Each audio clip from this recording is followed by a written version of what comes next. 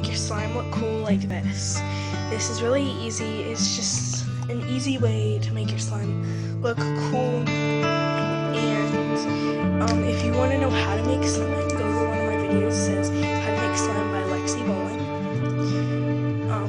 So to make your slime look cool like this, and this is just an easy, cheap way, just make more slime.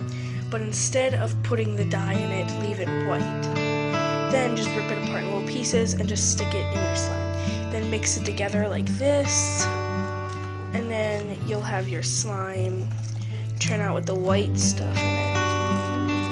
Or if you made it dark blue, or if you made it red, you could have red and white, or to make your slime look cool, you don't even have to leave it white. Like, I thought this color would look cool with white in it, but you can easily just, like, if you made the color